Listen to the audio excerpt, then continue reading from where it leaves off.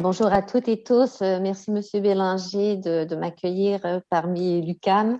Alors, très heureuse aujourd'hui d'animer cette table ronde, l'alphabétisation des pistes d'intervention en Afrique. Je crois que Monsieur Plot a vraiment bien mis la table concernant les données mondiales, mais aussi les données du Québec. Alors, on parle des pistes d'intervention en Afrique, mais je crois qu'au Québec, on va apprendre aussi de ce qui se fait en Afrique pour pouvoir nous-mêmes aussi régler l'important problème finalement de compétences en littératie. On l'a souligné au Québec, 19% des adultes finalement ont de graves difficultés en ce qui concerne la littératie. Alors, je vais vous présenter très brièvement les personnes qui vont participer à cette table ronde, mais je vous invite vraiment à consulter leur biographie parce qu'on a parmi nous vraiment des gens exceptionnels. Alors, et que je ne peux pas présenter faute de temps, leur donner tout le crédit de la grande expérience qu'ils ont en recherche dans ce domaine.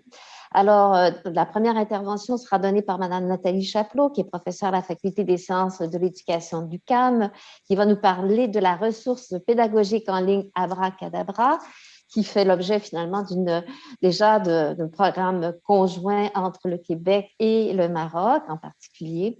Alors, Madame Ndié Namé Diouf, directrice de l'alphabétisation et des langues nationales, ministère de l'Éducation nationale du Sénégal, qui nous parlera de l'alphabétisation numérique dans les lieux de travail pour être opérationnelle. Madame Diouf s'intéresse beaucoup à la condition féminine.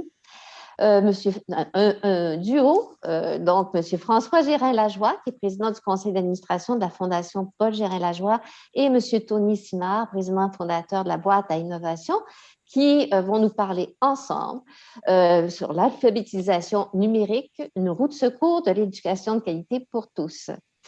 Madame Guiol, Hélène Guiol, spécialiste du programme éducation du bureau de l'UNESCO à Rabat, qui est maintenant confinée en France par ailleurs.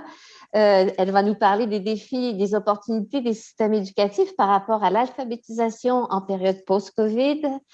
Madame Anne Lemestre, chef du bureau de l'UNESCO à Abidjan, représentante de l'UNESCO en Côte d'Ivoire, qui va nous parler, elle, de l'alphabétisation fonctionnelle des commerçantes d'Abidjan par les technologies de l'information et de la communication. Peut-être un parallèle à faire avec la présentation de Madame Diouf.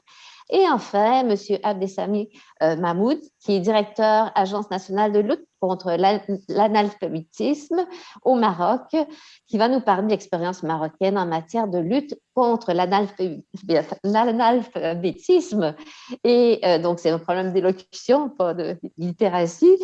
Bon, et la coopération, les coopérations intra-africaines en la matière. Alors, vous avez, mesdames et messieurs, vous avez 4 minutes pour présenter. Alors, je vais chronométrer l'événement et après 3 minutes, je vous dirai, il reste 1 minute.